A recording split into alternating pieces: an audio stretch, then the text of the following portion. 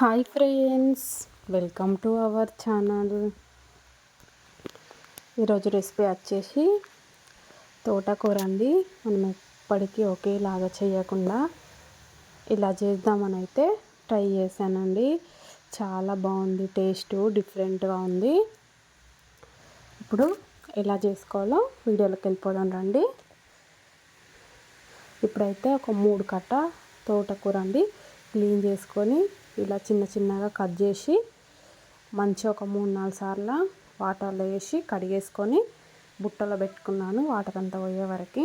ఇప్పుడైతే ఒక బౌల్ తీసుకొని దాంట్లో ఆకుకూర మొత్తం వేసి ఒక 10 ఎల్లిపాయ వరకు అయితే పొట్టు తీసుకొని వేసుకున్నాను. ఒక 5 పచ్చిమిర్చి 2 వక్కలుగా చేసి వేసుకున్నా. ఇప్పుడు ఒక ఉల్లిపాయ చిన్న చిన్నగా కట్ చేసి వేసుకున్నాను. ఇప్పుడు ఒక 1 స్పూన్ వరకు అయితే జీలకర్ర వేసుకున్నా. మన టేస్ట్కు సరిపోయేంత సాల్ట్ వేసుకొని అయితే స్టవ్ ఆన్ చేసుకొని స్టవ్ మీద పెట్టుకొని క్యాప్ పెట్టుకోవాలి.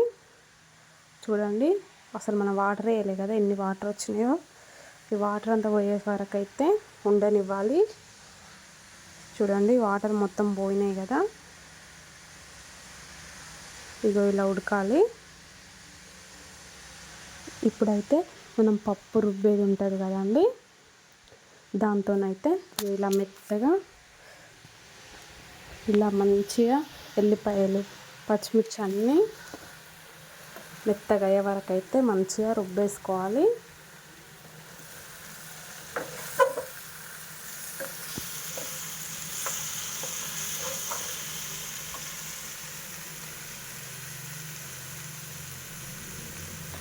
హెల్త్కి కూడా ఆకుకూరలు అయితే చాలా మంచివి కదా. చూడండి, ఇలా రుబ్బేసుకుందాం. ఇలా రుబ్బితే సరిపోతుంది.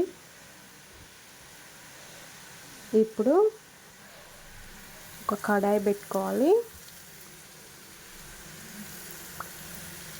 కడాయిలో ఒక 2 స్పూన్ వరకు అయితే ఆయిల్ వేసుకోవాలి.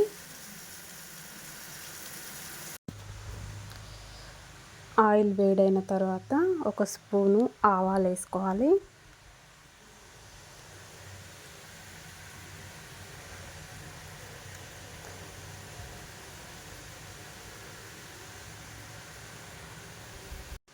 ఇప్పుడు ఆవాలు చిటపటలాడిన తర్వాత ఒక 2 ఎండుమిర్చి అయితే రెండుగా చుంచి వేసుకోవాలి.